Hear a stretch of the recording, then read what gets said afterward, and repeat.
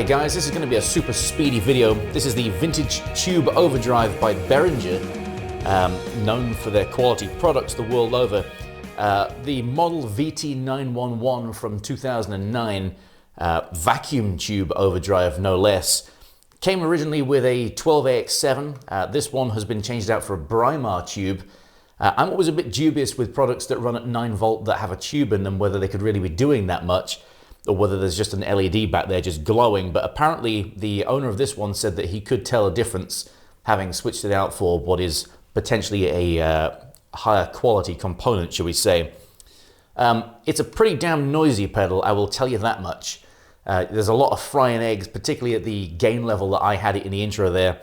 So I had it at around about 2 o'clock on the drive, tone smack in the middle, and then the volume not boosting too much, because I ran it into my Marshall SV20, and that amp really doesn't like it when you slam the front end of it. I know a lot of guys like to do that with valve amps, but that one just doesn't seem to enjoy it. It fizzes out a lot.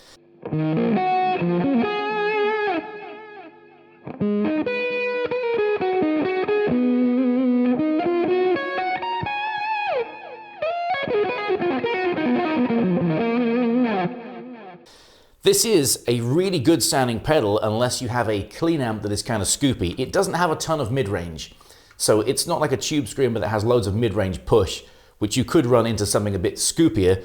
This will sound awful if you have a scoopy clean amp.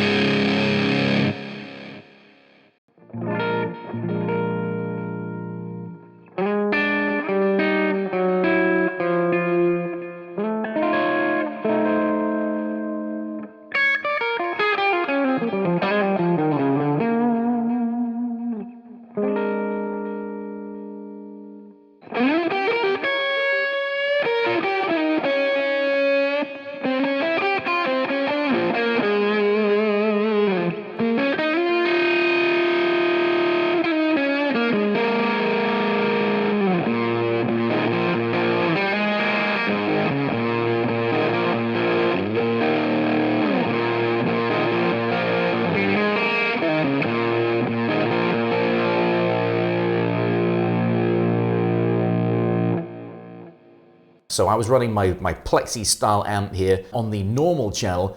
I know that that's not the common way to run them, but that's when I find the most success using it with drives.